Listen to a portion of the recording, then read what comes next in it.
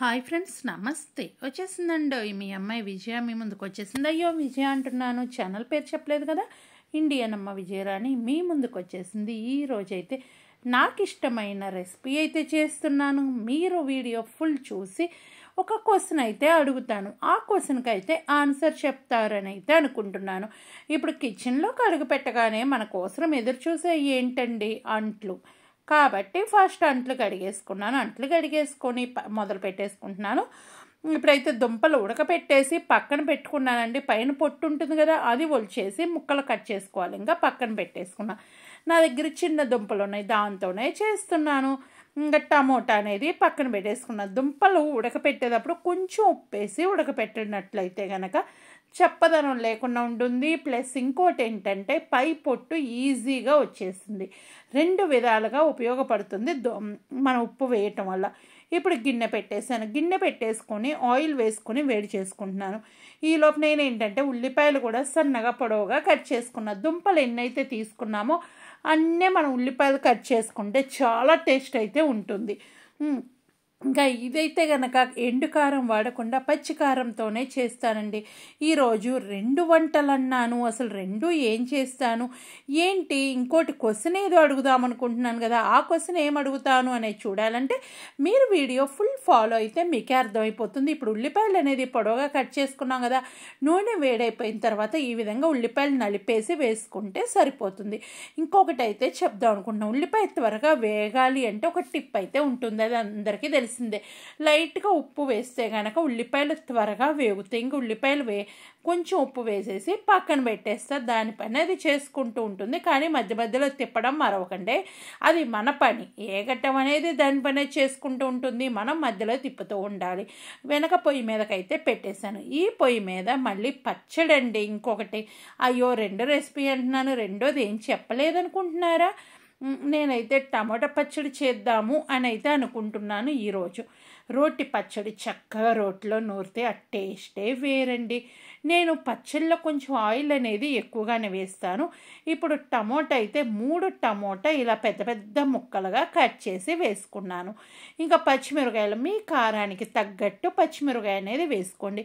కొంతమంది కారం అనేది ఎక్కువ తింటారు, కొంతమంది తక్కువ తింటారు. కాబట్టి వాళ్ళ టేస్ట్కి తగ్గట్టు వాళ్ళు అడ్జస్ట్ చేసుకొని కారం అనేది వేసేసుకోవచ్చు. ఇప్పుడైతే ఒక పొయ్యి మీద ఉల్లిపాయలు వేగుతూ ఉన్నాయి, మనకి పచ్చిమిరకాయ టమోటా అనేది మగ్గుతూ ఉంది. ఇక్కడైతే మిక్సీ జార్ తీసుకొని అల్లం ముక్కలు వేస్తున్నాను. కొబ్బరి ముక్కలండి. ఇక్కడైతే పచ్చి కొబ్బరి దీని టేస్ట్ అనేది ఉంటుంది. పచ్చిమిరకాయలు వేసుకోవాలి, జీలకర్ర ఉప్పు వేసేసి మిక్సీ వేసుకోవాలి. ఇప్పుడు పచ్చిమిరకాయలు కూడా మీరు కారానికి తగ్గట్టు వేసుకోండి. ఇంకా మీరు ఉప్పు అనేది చూసి వేసుకోండి, ఎందుకంటే మనం ఉల్లిపాయలు వేగేటప్పుడు కొంచెం ఉప్పు వేసాము, మళ్ళీ దుంపలు ఉడకపెట్టేటప్పుడు ఉప్పు వేసాము. ఆల్రెడీ దుంపలు కొంచెం ఉప్పు పీల్చుంటుంది. ప్లస్ ఏంటంటే ఉల్లిపాయ మగ్గేటప్పుడు కొంచెం ఉప్పు వేసాం కాబట్టి అది.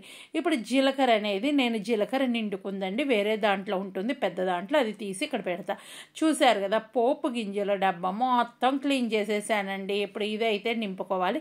ఇంకా ఎండుమిరపకాయలు కూడా ఒక దాంట్లో అనేది వేసేసి చక్కగా ఇది కడిగేసి పెట్టేసుకున్నాం కదా, ఈ విధంగా పెట్టేసి ఒక్కొక్క దాంట్లో కొట్టేసేసుకుంటూ మనం నింపుకోవాలి. దీంట్లో నేను పోపు గింజలు దాంట్లో ఏమేస్తాను అంటే ఆవాలు, జీలకర్ర, పచ్చిశనగపప్పు, మినపప్పు, ఎండు మిరపకాయలు, ఇంతవరకే పోపుల డబ్బాలో అయితే నాకు ఉండే వస్తువులు. మీ పోపుల డబ్బాలో ఏమేమి ఉంటాయో అడుగుని డబ్బులు కూడా దాస్తారండో. ఒకప్పుడైతే అది కూడా ఉంటుంది. మీ పోపుల డబ్బాలో డబ్బులు ఉన్నాయా చెప్పండి. పోపుల డబ్బాలో చాలా వరకు మెడిసిన్ వాల్యూస్ ఉన్నాయి. ఒక్క పోపుల డబ్బా వంటింట్లో ఉంటే మనకి చాలా వాటికి తగ్గించుకోవడానికి ఉపయోగపడుతుంది. వాము ఉంటే పోపుల డబ్బాలో వాము మనకి డైజెషన్గా ఉపయోగపడుతుంది. జీలకర్ర అదే విధంగా ఉపయోగపడుతూ ఉంటుంది. ఒక్కొక్కటి ఒక్కొక్క విధంగా ఉపయోగపడుతూ ఉంటుంది. ఇప్పుడైతే నేను జీలకర్ర పోసేసుకున్నాను. జీలకర్ర పోసేసుకుని ఒక స్పూన్ పెట్టేసుకున్నాను. ఎందుకంటే నేను దాంట్లో జీలకర్ర కొంచెం వేసాను, ఇంకొంచెం ఎక్కువ వేయాలి. కానీ నేను ఏ రెసిపీకైనా జీలకర్ర అనేది ఎక్కువగానే యూజ్ చేస్తూ ఉంటాను. చాలా మంచిదండి. మీరు జీలకర్ర ఎక్కువే వాడతారా? వాడితే నాకు కామెంట్ సెక్షన్లో రాసేసేయండి. ఇప్పుడు దాంట్లో అయితే వేసేస్తున్నాను కదా, ఉప్పు కూడా వేస్తున్నానండి. కళ్ళుప్పు చూసి వేసుకొని ఇప్పుడు ఏంటంటే తిప్పుకుంటూ వాటర్ వేయకుండా చక్కగా మెత్తగా చేసేసుకోవాలి. మరీ మెత్తగా అవసరం లేదు, లైట్గా పలుగ్గా ఉంచుకుంటే చాలు. దుంపలు అనేది నేను ఊరక పొట్టులు చేసి పక్కన పెట్టేసుకున్నాను. ఇప్పుడైతే ముక్కలు కూడా కట్ చేసేసుకున్నాను. ముక్కలు కట్ చేసుకొని పక్కన పెట్టేసుకున్నాను. ఇక్కడైతే అల్లం, ఉల్లిపాయ, పచ్చిమిరకాయ మగ్గుతుంది కదా, పచ్చిమిరకాయ టమోటా మగ్గుతూ ఉంది. దాంట్లో అయితే చింతపండు వేసాను, కొంచెం చిన్నులపాయలు కూడా వేసానండి. జీలకర్ర వేయాలి, ఇక్కడ ఉప్పు వేయాలి. నేనైతే అన్నీ ఇదే విధంగా వేసుకొని మగ్గించుకుంటాను. మగ్గించుకున్న తర్వాత చక్కగా దాన్ని రోట్లో వేసి నూరుకుంటాను. ఇంకా నాకు ఇది వేగటానికి టైం అయితే పడుతుంది. ఆయిల్ అనేది ఎక్కువ ఎందుకు వేశారంటే మనం ఎట్లాగో అన్నీ పచ్చళ్ళలో నెయ్యి వేసుకొని తింటాము. ఈ విధంగా ఆయిల్ అనేది ఎక్కువ వేసి దాని టేస్ట్ కూడా చాలా బాగుంటుంది. నెయ్యి వేసుకోకుండా తిన్నా సరే సూపర్ టేస్ట్ అయితే ఉంటుంది. ఇప్పుడైతే నేను జీలకర్ర వేస్తున్నాను. నేను చెప్పాను కదా అన్నీ ఇదే విధంగా వేస్తానండి. మీరు కావాలి అంటే కొంచెం ఆయిల్ తక్కువ వేసుకోవచ్చు. ఇంకా పచ్చి టమాటాతో కూడా ఇదే విధంగా పచ్చడి చేసేసుకోవచ్చు. ఇప్పుడు నేను చేసిన ప్రాసెస్లో మీరు ఎండుమిరగాయ ప్లేస్లో ఎండు కారం వాడుకొని చేస్తే కనుక ఒక 2 నెలల వరకు నిలవ ఉంటుంది. నేనైతే ఇట్లా ఆయిల్ ఎక్కువ వేయటం వల్ల ఏంటంటే నాకు 1 వీక్ వరకు కూడా ఈ పచ్చడి ఇదే విధంగా ఫ్రెష్గా ఉంటుంది. కానీ మా ఇంట్లో 1 వీక్ ఉండదులేండి, ఊరికినే అయిపోతుంది. ఎందుకంటే నేను కారం తక్కువతోనే చేస్తున్నా. ఇప్పుడు ఉల్లిపాయలు ఈ విధంగా మగ్గినాయి కదా, మనం మిక్సీ వేసింది ఉంది కదా, మొత్తం అదంతా ఇక్కడ వేసేసేయాలి.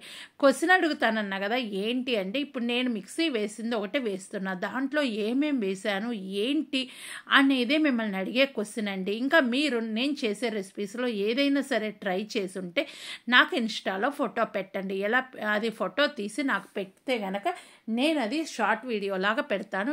మీరు ఫోటో పెట్టిన తర్వాత ఆ వీక్ పెట్టిన వీడియో కింద కామెంట్ చేయండి, ఇట్లా ఇన్స్టాలో ఫోటో పెట్టాను ఒక్కసారి చూడమని.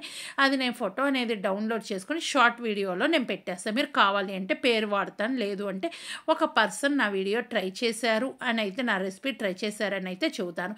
ఇక్కడైతే సిమ్లో పెట్టేసుకొని పచ్చి వాసన పోయేదాకా బాగా వేయించుకోవాలి. ఇప్పుడైతే పసుపు వేసానండి. నేనైతే సాంబార్ వేశాను. మీరు కావాలంటే పసుపు కొంచెం తక్కువ వేయండి. సాంబార్ అనేటప్పుడు కాస్త ఎక్కువ వేయచ్చు. మెయిన్ ఇదేనండి, ఈ కూరకి టేస్ట్ ఇక్కడే వస్తుంది.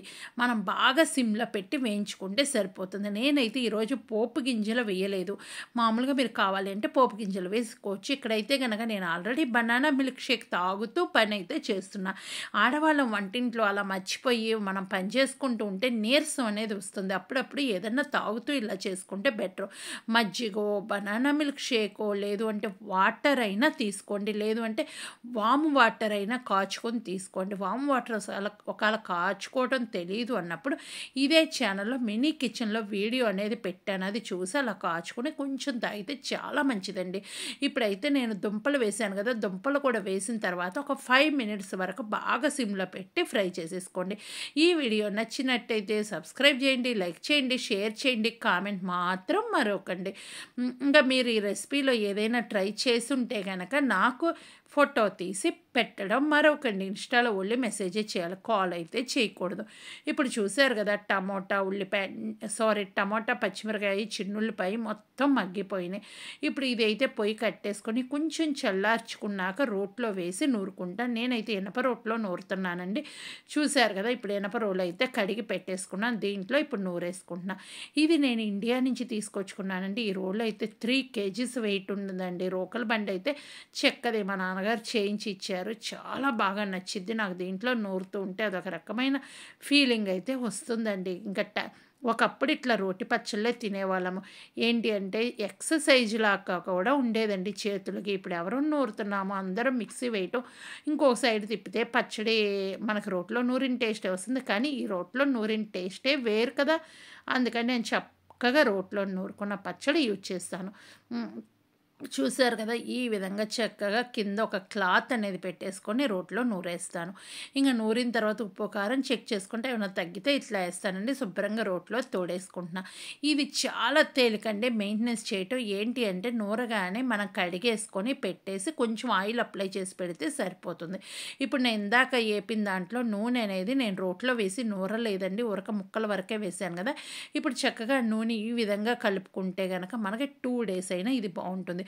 చపాతీలోకి బాగుంటుంది, దోశలోకి, వేడి వేడి అన్నంలోకి తినండి. నెయ్యి కూడా వేసుకునే పని లేదు, ఆ నూనెతో పాటు తినండి. ఇంకా టేస్ట్ చెప్పే పని లేదు, వేరే లెవలేనండి. నేను చేసిన 2 రెసిపీస్లో మీకు నచ్చిన రెసిపీ ఏది అనేది కామెంట్ చేయండి. నాకైతే 2 ఇష్టమైనవి ఈరోజు చేసుకుంది. ముఖ్యంగా ఇష్టమైంది బంగాళదుంప అండి. మీకు నచ్చితే like, share, comment. Bye bye.